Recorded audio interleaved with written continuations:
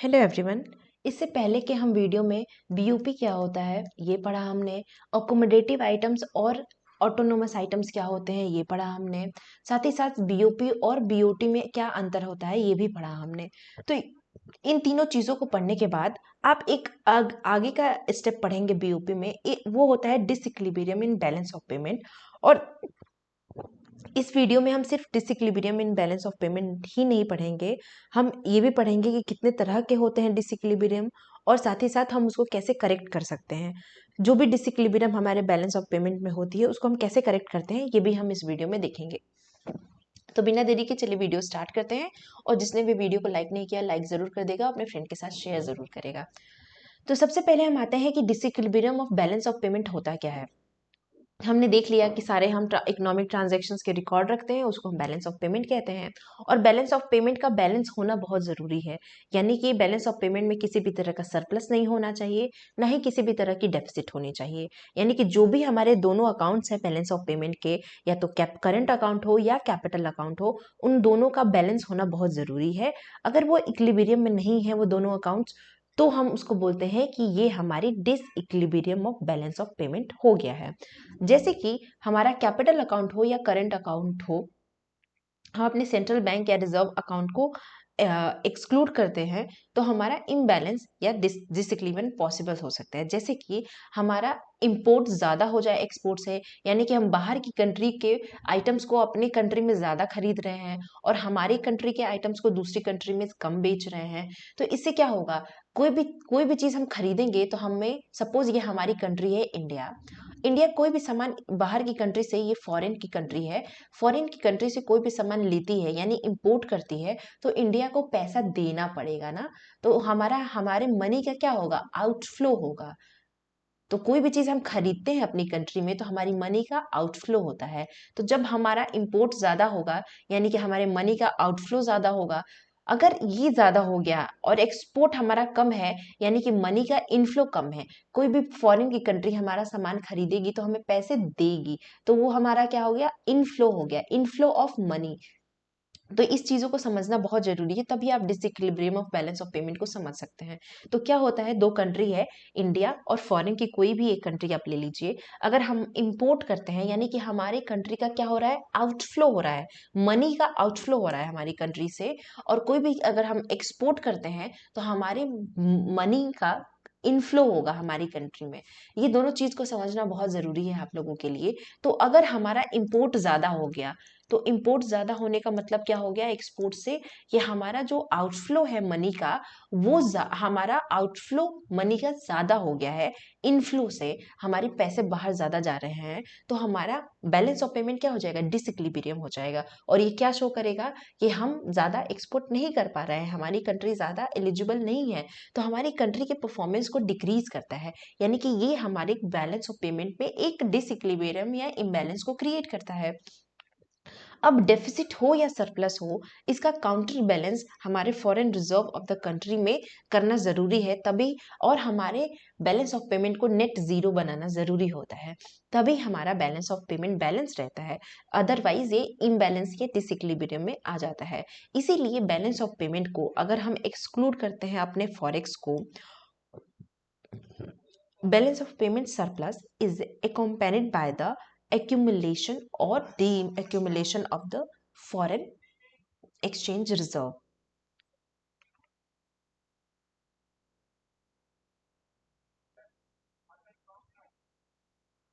I just want to.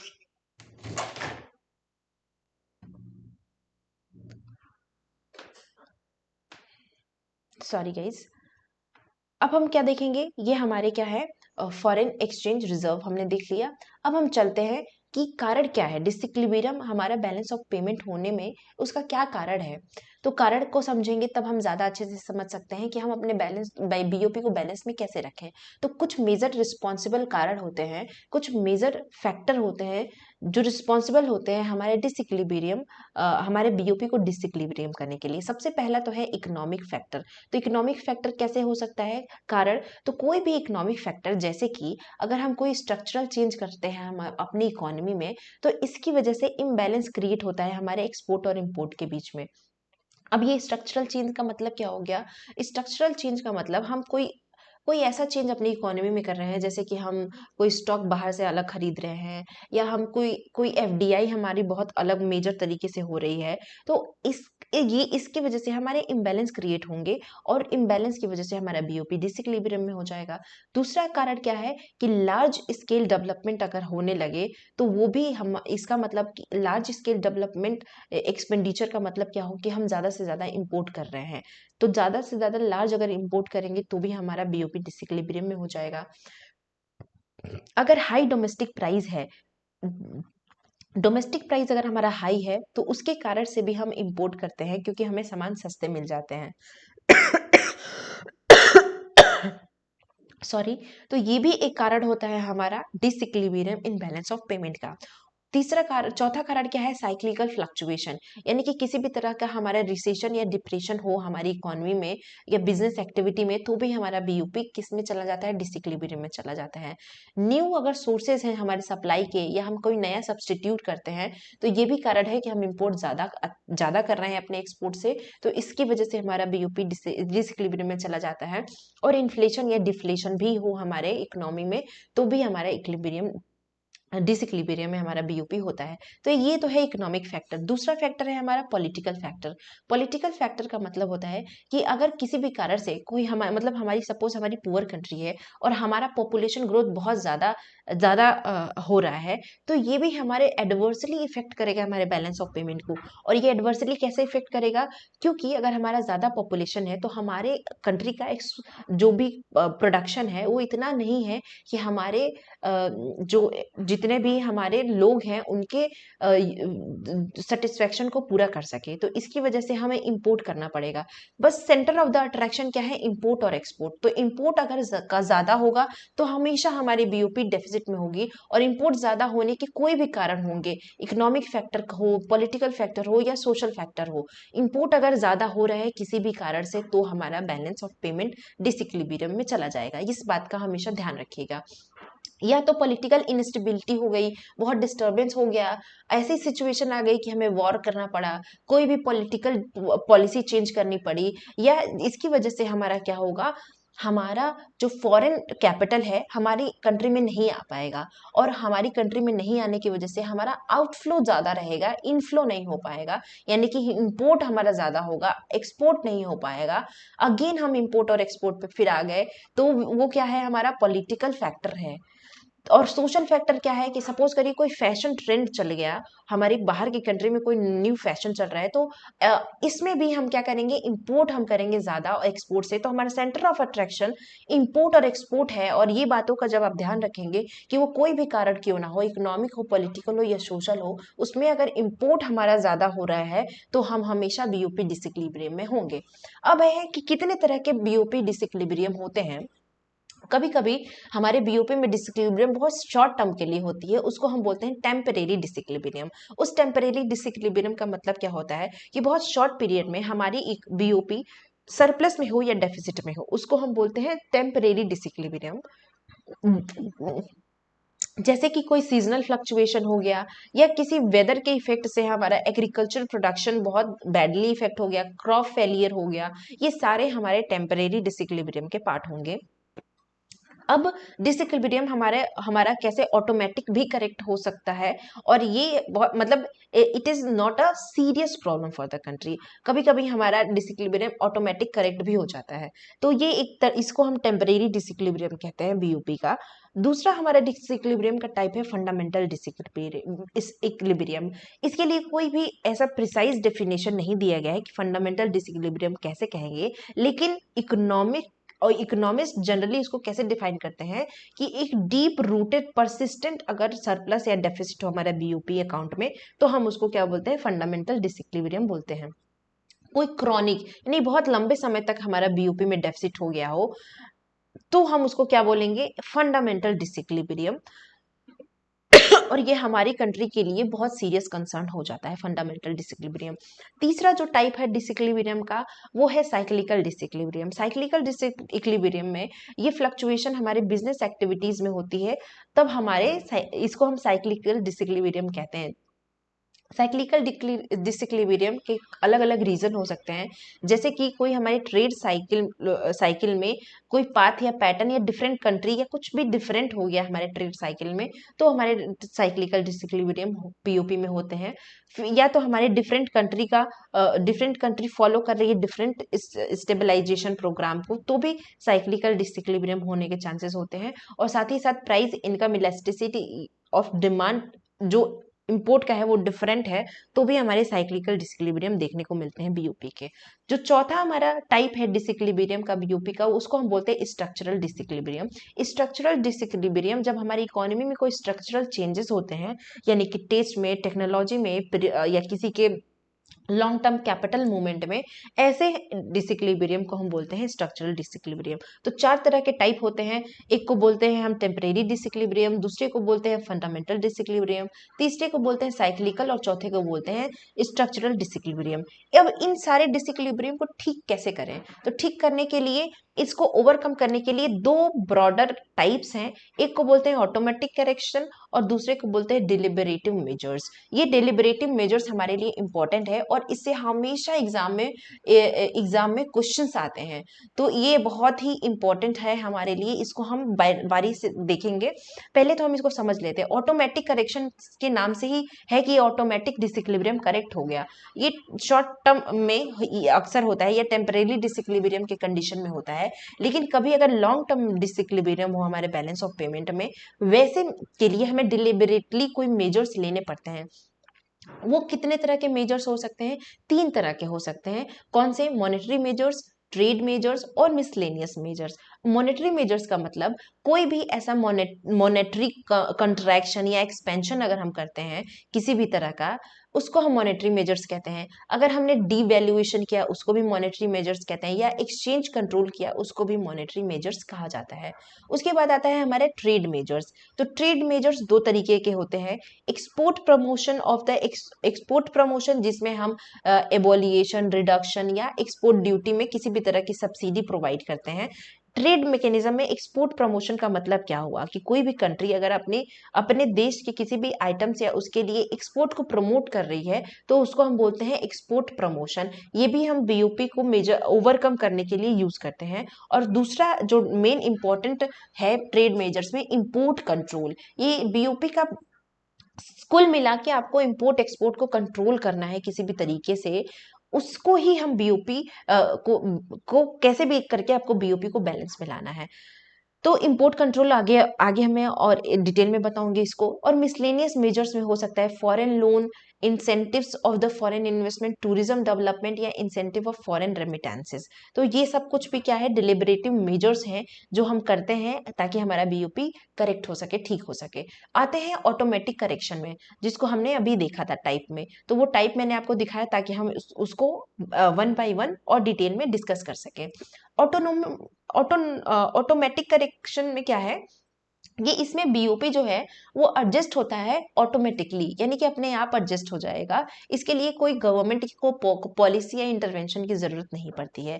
इसमें क्या होता है, जो बर्डन ऑफ एडजस्टमेंट होता है इकोनॉमी पे या मार्केट फोर्सेस पे, ये मार्केट फोर्सेस पे सारे एडजस्टमेंट के बर्डन होते हैं, किस गवर्नमेंट पे नहीं होते हैं। और ये इसमें फिक्स और फ्लेक्सिबल एक्सचेंज रेट को एज्यूम किया जाता है, और ये ऑटोमेटिक ही टेक प्लेस होते हैं मार्केट फोर्सेस के द्वारा, इंटरेस्ट रेट, इनकम या कैपिटल फ्लो के द्वारा। तो इसको हम बोलते हैं ऑटोमेटिक करेक्शन। अब हम आते हैं डिलिबरेटिव मेजर्स, यानी कि जो जानबूझ के किए गए हमारे मेजर्स हैं उसको। अब डिलिबरेटिव मेजर्स में पहला क्या था? Monetary measures. मॉनेटरी मेजर्स में तीन तरीके थे। एक तो हम मॉनेटरी करेक्शन करें या कॉन्ट्रैक्शन करें या डीवैल्यूएशन करें या एक्सचेंज को कंट्रोल करें। अब ये किस तरीके से किया जा सकता है, इसको भी मैंने डिटेल में यहाँ पे लिखा है। मॉनेटरी करेक्शन करने का मतलब होता है the level of aggregate domestic demand, domestic price level and demand for import and export may be influenced by contraction or expansion of the money supply so the balance of payment disequilibrium may be corrected। यानी कि अगर हमारे monetary contraction हो रहे हैं। Monetary contraction का मतलब कि हम अपने मनी सप्लाई का एक्सपेंशन करते हैं या मनी सप्लाई को कम करते हैं, मनी सप्लाई को ज़्यादा करते हैं या कम करते हैं, तो वो उससे भी हमारे एक्सपोर्ट और इम्पोर्ट के डिमांड में फ़र्क पड़ता है। अब ये कैसे फ़र्क पड़ता है इसको और अच्छे से समझ लेते हैं कि सपोज़ हम कोई भी सामान को मंगाना चाहते हैं और हमारे पास पैसे ही कम है, यानी कि मनी सप्लाई ही हमारी इकोनॉमी में कम है, तो हम ज़्यादा से ज़्यादा इंपोर्ट तो कर नहीं पाएंगे ना, हमारे पास पैसे ही कम है, तो इंपोर्ट हम कर नहीं सकते ज़्यादा से ज़्यादा सामानों का। तो इसीलिए इसको हम क्या बोलते हैं, contraction of money supply. Expansion of money supply का मतलब हो गया कि हमारे पास ज़्यादा से ज़्यादा पैसे हैं, तो ज़्यादा से ज़्यादा पैसे हैं तो हम ज़्यादा से ज़्यादा इंपोर्ट करेंगे। तो ये भी एक मेजर्स होते हैं। अगर देखा जाता है कि हमारा बीओपी डिसइक्विलिब्रियम में किस कारण की वजह से डिसइक्विलिब्रियम में गया है, तो वैसे कंट्रोल या मेजर्स लगाए जाते हैं। उसके बाद कॉन्ट्रैक्शन ऑफ मनी, अभी मैंने बताया कि परचेसिंग पावर या डिमांड, एग्रीगेट डिमांड कैसे बढ़ेगी, तो लोग इंपोर्ट या एक्सपोर्ट कैसे कम करेंगे या ज़्यादा करेंगे। तो अगर एक्सपेंशन होगा हमारी मनी सप्लाई का तो हमारा इंपोर्ट ज़्यादा बढ़ेगा एक्सपोर्ट से। अगर कंट्रैक्शन होगा तो हमारा इंपोर्ट क्या होगा, घटेगा, और एक्सपोर्ट बढ़ेगा, क्योंकि कंट्रैक्शन में हम खरीदने में परचेजिंग पावर जो हमारी है वो कम हो जाती है। तो ये है मॉनेटरी कॉन्ट्रैक्शन। उसके बाद आता है डीवैल्यूएशन। डीवैल्यूएशन भी एक तरीका है और एग्जाम में बहुत बार पूछा जाने वाला क्वेश्चन भी है। तो डीवैल्यूएशन क्या, कैसे, किस तरीके से हम करते हैं, तो यहाँ पे मैं आपको एक एग्जांपल से समझाती हूँ। सपोज करिए कि हमारी जो कंट्री है वो $1 के कंपैरिजन में, मतलब 70 रुपीज है, $1 के कंपैरिजन में 70 रुपए चल रहा है। तो यानी कि 70 रुपए चलने का मतलब है कि पहले के जो जो लोग हैं, जो बाहर के लोग हैं, फॉरेनर्स हैं, वो कोई भी सामान यहाँ से बाई करते हैं, परचेज करते हैं हमारी हमारी कंट्री से, तो वो 70 रुपए में सपोज 2 सामान खरीदते हैं। लेकिन हमने अपनी मनी को डी वैल्यू कर दिया, यानी कि उसकी वैल्यू को कम कर दिया, और $1 में हमने अपनी मनी को 90 रुपए कर दिए। इसका मतलब है कि हमने अपनी खुद की मनी का डी वैल्यूएशन कर दिया, उसकी वैल्यू को कम कर दिया। पहले हमारी 70 रुपए, हम $1 हमें मिल जाते थे, अब 90 रुपए में $1 मिल रहे हैं।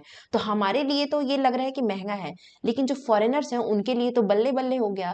अब वो $1 में 3 सामान खरीद सकते हैं। तो इसको क्या बोलते हैं, ये इसको बोलते हैं हम डीवैल्यूएशन। डीवैल्यूएशन क्यों की जाती है, अब हमारे जो कंट्री के लोग हैं, अब उनको फॉरेन से कोई सामान खरीदने के लिए, $2 के सामान खरीदने के लिए पहले वो सिर्फ और सिर्फ $140 देते थे। अब हमारे कंट्री के लोग अब $2 का कोई सामान खरीदने के लिए उनको कितना देना पड़ रहा है, $180 देना पड़ रहा है। तो अब तो हमारे लिए तो कोई सामान महंगा हो गया ना।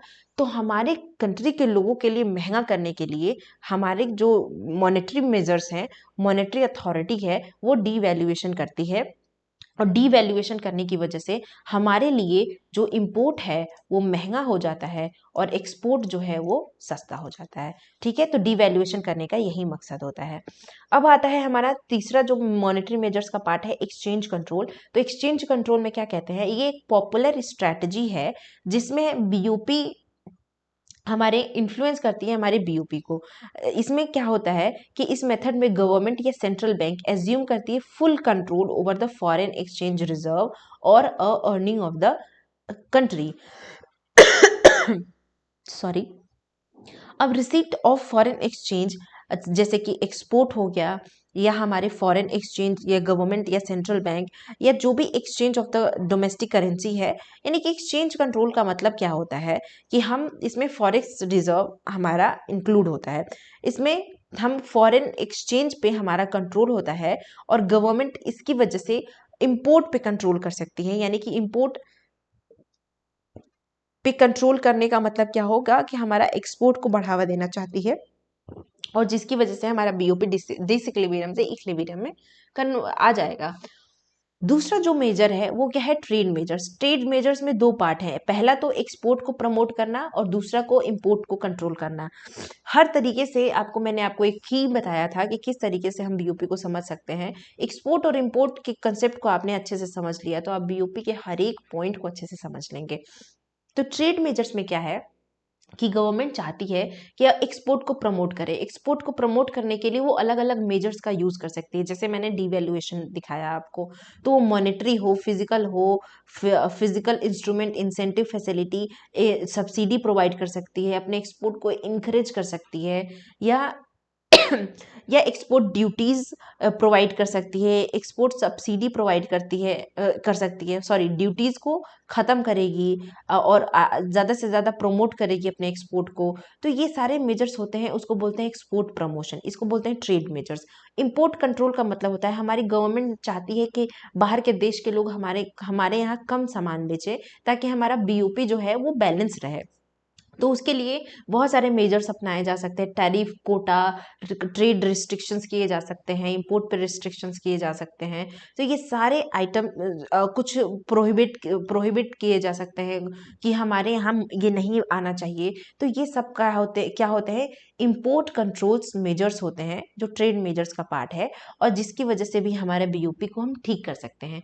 जो तीसरा और इम्पोर्टेंट जो मेजर्स है वो है मिसलेनियस मेजर्स। इसमें हम क्या करते हैं, कभी कभी हमें फॉरेन लोन की ज़रूरत पड़ती है, इंटेंसिव या सॉरी इंसेंटिव, या हमें हमें फॉरेन इन्वेस्टमेंट या रेमिटेंसेस की ज़रूरत पड़ सकती है अपने बीओपी को, इम्बैलेंस को कंट्रोल करने के लिए। अब ये कैसे ज़रूरत पड़ सकती है, तो फॉरेन लोन किस तरीके से करेगा, तो फॉरेन लोन क्या करेगा, हमारा डेफिसिट बीओपी को करेक्ट करने का काम करेगा। अब गवर्नमेंट बोरो करेगी फॉरेन बैंक से, हम अपने लोन को मतलब लोन को बोरो करेगी, तो हमारे ये डेफिसिट बीओपी को करेक्ट करने का काम करेगा।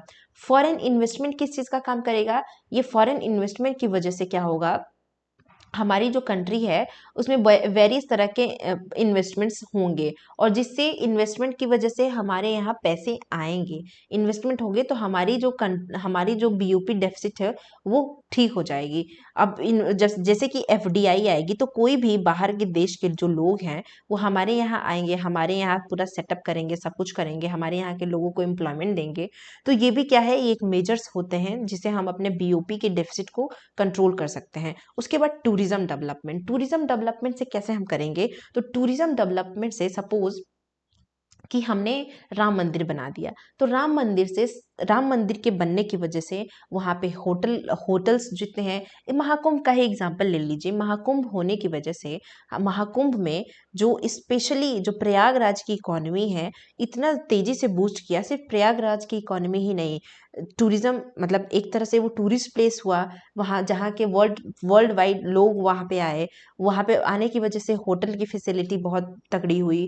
वहाँ पे लोगों के आने की वजह से जितने भी खाना है, यानी कि फूड इंडस्ट्री भी बहुत अच्छा ग्रो की। जितने भी छोटे मोटे इंडस्ट्रीज हैं, जो छोटा मोटा बिजनेस करते हैं, उनकी इंडस्ट्री कितना ग्रो की। जितने भी रिलीजियस चीज़ें हैं, जैसे अगरबत्ती, ये वो भी कितना ग्रो किए। और साथ ही साथ जितने भी दिया बत्ती वाले हैं उनके भी ग्रोथ हुई। साथ ही में जितने भी वहाँ पे जो ऑनलाइन पेमेंट्स करते हैं, गेटवेज हैं, या जितने भी ऑनलाइन जितना वहाँ पे हुआ उतनी बड़ी गैदरिंग में, तो वो भी इंडस्ट्री कितनी डेवलप की। तो यानी कि एक टूरिज्म डेवलपमेंट की वजह से होटल हो, ट्रेवल एजेंसियों ने भी कितना कमाया। तो इन सब चीज़ों से भी, टूरिज्म डेवलपमेंट से भी हमारी बीओपी ठीक होती है, डेफिसिट उसका कंट्रोल होता है। साथ ही साथ फॉरेन रेमिटेंसेस तो एक बहुत ही अच्छा इंसेंटिव है। हमारे जो बाहर के लोग हैं वो हमारी कंट्री में बहुत अच्छा पैसा भेजते हैं,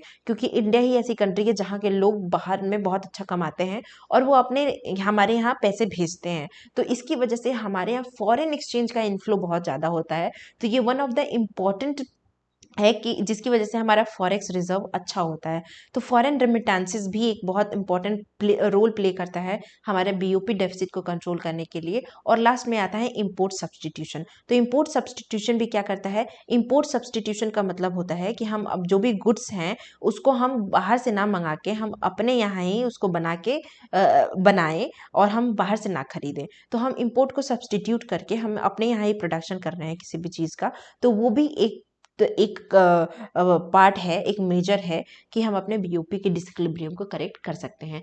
अब ये तो हमारी थी ये हमने क्या देखा कि हम अभी अभी तक हमने क्या क्या पढ़ा कि बीओपी डिसइक्विलिब्रियम क्या होता है, बीओपी डिसइक्विलिब्रियम के टाइप्स कितने होते हैं, बीओपी डिसइक्विलिब्रियम को करेक्ट करने के मेजर्स कितने होते हैं, जिसमें दो मेजर्स हमने देखे, एक तो ऑटोमेटिक करेक्शन मेजर और दूसरा डिलिबरेटिव मेजर्स। अब डिलिबरेटिव मेजर्स में तीन तरीके हमने देखे, monetary measures, trade measures and miscellaneous measures. और मॉनेटरी मेजर्स, ट्रेड मेजर्स और मिसलेनियस मेजर्स के सारे पार्ट्स हमने अभी देखे। अब हम देखते हैं कि बीओपी पेमेंट क्राइसिस क्या होता है। तो बीओपी पेमेंट क्राइसिस को हम करेंसी क्राइसिस भी कहते हैं या बीओपी क्राइसिस भी कहते हैं। तो ये ध्यान रखिएगा। इससे क्या होता है, इस सिचुएशन में जो कंट्री है वो अनेबल होती है पे करने के लिए इसेंशियल इंपोर्ट सर्विसेज और डेट रीपेमेंट को, यानी कि हमारे पास इतने पैसे ही नहीं होते हैं कि हम बहुत इंपॉर्टेंट जो चीज़ें भी हैं उसको हम इंपोर्ट कर सकें और अपने अपने जो कर्जे हैं उसको पेमेंट कर सकें। इसीलिए हम इसको करेंसी क्राइसिस भी कहते हैं। अब उसके बाद ये क्या लीड करता है, repeat decline in value of currency of affected nation, यानी कि इसकी वजह से जो यहाँ पे क्राइसिस है वहाँ पे जो वैल्यू है करेंसी की वो बहुत ही कम हो जाती है, बहुत गिर जाती है। और उसकी वजह से हम कोई भी मतलब कोई भी ऐसे हम पे नहीं कर सकते हैं क्योंकि हमारे यहाँ करेंसी क्राइसिस आ गई है और हमारी वैल्यू भी कम हो गई है मनी की। अब बीओपी क्राइसिस यूजुअली क्या होता है, लार्ज कैपिटल इनफ्लो होता है हमारी कंट्री में और जिसकी वजह से रैपिड इकोनॉमिक इनिशियली किए जाते हैं। इसमें हमारे जितने इन्वेस्टर्स होते हैं वो वरीज होते हैं और इसकी वजह से क्या होता है, capital outflow leads to be a rapid drop. अब हमारे पास पैसे ही नहीं रहेंगे तो हम बाहर की चीज़ों को खरीदेंगे नहीं और खरीदेंगे नहीं तो हमारा क्या होगा, अब हमारे पास पैसे हैं नहीं कि हम दें, तो बाहर के लोग हमारे यहाँ आके इन्वेस्टमेंट करेंगे। इन्वेस्टमेंट करने से हमारा इनिशियली हम क्या करेंगे, कुछ ग्रोथ पे जाएंगे और हम कोशिश करेंगे कि अपने मार्केट को फिर से संभालें, बीओपी की मतलब करेंसी क्राइसिस को हम ठीक करें। तो आप मुझे अगर किसी ने कोई जनरल नॉलेज या ऐसा कुछ पढ़ता होगा तो उसको पता होगा कि हमारे यहाँ बीओपी क्राइसिस कब हुई थी और कब हमारे यहाँ बहुत तगड़ी वाली बीओपी क्राइसिस हुई थी, यानी कि हमारे पास इतने पैसे नहीं थे कि हम बाहर से इसेंशियल आइटम्स को भी खरीद सकें। तो बहुत ही ख़राब कंडीशन कब आई थी आप मुझे कमेंट में ज़रूर बताइएगा अगर किसी को पता होगा तो। अब this creates problem for foreign is affected country that have received inbound investment and loans as their revenue as usual earned domestically while their debt are denominated in the reserve currency। यानी कि इसकी वजह से क्या होता है, ये बहुत प्रॉब्लम क्रिएट करता है अफेक्टेड कंट्री को। अब जिससे की वजह से वो एक बहुत ज़्यादा इन्वेस्टमेंट या लोन लेते हैं दूसरी कंट्री से और वो वापस एक तरह से डेट के ट्रैप में भी फंसते हैं। उसके बाद once the national government are depleted its foreign reserves in an effort to support the value of domestic currency. तो हमारे पास इसकी वजह से हम क्या करते हैं, हमारे पास जो भी फॉरेन रिजर्व्स होते हैं उसको हम बेचते हैं, उसको बेच के हम अपने सामान को खरीदते हैं। तो हम अपने फॉरेन रिजर्व्स को बेचते हैं। तो यही हमारे पास एक तरीके होते हैं कि हम कैसे इस क्राइसिस से डील करें। तो गवर्नमेंट क्या करती है, इंक्रीज करती है इंटरेस्ट रेट को और ये हेल्प करता है हमारे फ्यूचर जो भी फर्दर डिक्लाइन होंगे करेंसी को उससे ये प्रोटेक्ट करता है। इसीलिए कंट्री क्या करती है, अपने फॉरेन रिजर्व को सेल करना स्टार्ट करती है।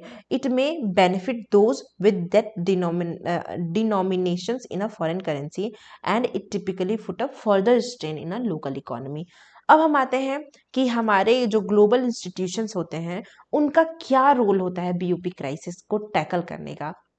तो एक तो हमारे पास पैसे नहीं होते हैं। सपोज कि अभी मैंने श्रीलंका का आपको पिछले वीडियो में एग्जांपल दिया था कि जब श्रीलंका में 2022 में क्राइसिस आए थे तो कैसे आईएमएफ ने उसको स्टेबलाइज किया था उसके बीओपी को, ताकि वो अपने नॉर्मल कंडीशन में आ सके। और वो जो स्टेबलाइजेशन है वो एकोमोडेटिव आइटम्स का पार्ट कहलाता है। तो जो भी हमारे ग्लोबल इंस्टीट्यूशंस होते हैं वो हमारे अगर बीओपी क्राइसिस को टैकल करते हैं या ठीक करते हैं तो उसमें सबसे बड़ा जो ऑर्गेनाइजेशन है वो क्या है, आईएमएफ। तो आईएमएफ को बनाया ही इसलिए गया था ताकि वो हमारे स्टेबलाइजेशन को हेल्प, मतलब जो भी बीओपी में इम्बैलेंस है उसको हेल्प करने में मदद करे कंट्रीज को। तो इसका एम ही है कि कंट्री को स्टेबलाइजेशन एक्सचेंज रेट प्रोवाइड करे, लोन्स प्रोवाइड करे, जब भी ज़रूरत हो उनके क्राइसिस में उनकी हेल्प करे। तो IMF lending aim to give countries breathing room to implement a just policy and reform and that will restore condition for a strong and unsustained strong and sustainable growth, employment and social investment. यानी कि जब हमारे यहाँ crisis आएगा तो हम IMF के पास जाएंगे कि प्लीज़ मुझे लोन दे दीजिए, ताकि हम अपनी कंट्री को फिर से उसको रिवाइव कर सकें, वहाँ पे ग्रोथ ला सकें, एम्प्लॉयमेंट ला सकें, सोशल इन्वेस्टमेंट कर सकें, और ये जितने भी सर्कमस्टांसेस हमारी क्रिएट हुई हैं उसको ठीक कर सकें। तो ऐसे सिचुएशन में IMF क्या करता है, कंट्रीज़ की हेल्प करता है और एक लिमिट में मतलब बाउंड करके वो पैसे देता है। जो दूसरा रोल है वो है ब्रिक्स कंटिंजेंट रिजर्व एग्रीमेंट। अब ये ब्रिक्स क्या होते हैं, IMF क्या होते हैं, इसको भी मैंने अपने चैनल पे करवाया है। आप उसको प्लेलिस्ट में इंटरनेशनल इकोनॉमिक्स में जाके देखिएगा, आपको ज़रूर मिलेगा और इससे आपको बहुत ज़्यादा हेल्पफुल होगी। तो ब्रिक्स भी क्या करता है, शॉर्ट टर्म लिक्विडिटी सपोर्ट देता है, जितने भी उसके मेंबर कंट्रीज़ हैं उस करेंसी स्वाइप और जिसे जो भी BOP में क्राइसिस सिचुएशन अराइज हुई है उसे वो करेंसी स्वाइप की हेल्प से वो ठीक कर सकता है, मिटिगेट कर सकता है। तो ये IMF और ब्रिक्स का इंपॉर्टेंट रोल है और बहुत सारे ऐसी कंट्रीज़ हैं जिनके अपने अलायंस हैं, तो वो लोग भी हेल्प करते हैं BOP के क्राइसिस को ठीक करने के लिए। कोई एक अगर बुरा है तो सपोज करिए, इसको हम कैसे समझ सकते हैं, अपने डे टू डे लाइफ में देखिए कि 4 फ्रेंड्स हैं, 4 फ्रेंड्स में 3 फ्रेंड्स थोड़े अमीर हैं और 1 फ्रेंड बहुत गरीब है, बट उनकी फ्रेंडशिप बहुत अच्छी है। तो वो क्या करते हैं, उसको कहीं जाना होता है तो उसका वो पैसा खुद ही दे देते हैं कि अरे चलो कोई बात नहीं, तुम हमारे साथ चलो, हम तुम्हारा एकोमोडेट कर देंगे पैसे को। तो यही यही सिचुएशन होती है पूरे ग्लोबल इकोनॉमी में। सपोज बहुत सारी कंट्रीज़ हैं, उन दोनों का अलायंस है, तो अगर एक कंट्री के पास कोई सिचुएशन ख़राब होती है तो सारे अलायंस कंट्री का ये दायित्व भी बनता है एज अ फ्रेंड्स कि वो उसकी हेल्प करे उसको उस सिचुएशन से निकलने के लिए। तो यही सब हमारे पूरे इकोनॉमी में होता है, पूरी कंट्री वाइज भी होता है, स्टेट वाइज भी होता है और हमारी डे टू डे लाइफ में भी होता है। तो इस तरीके से हम समझ सकते हैं कि किस तरीके से हमारे ग्लोबल इंस्टीट्यूशंस हेल्प करते हैं हमारे BOP क्राइसिस को मदद करने में। तो आई होप आपको आज का वीडियो बहुत अच्छा लगा होगा, आप बहुत सारे डाउट्स क्लियर होंगे। अगर डाउट्स क्लियर नहीं हुए होंगे आपके, फिर भी आप मुझे कमेंट सेक्शन में बता सकते हैं कि क्या चीज़ों में आपको प्रॉब्लम्स आ रही हैं, मैं उसका रिप्लाई देने की ज़रूर कोशिश करती हूँ। तो आज के लिए इतना ही। Thank you so much and stay tuned for next video.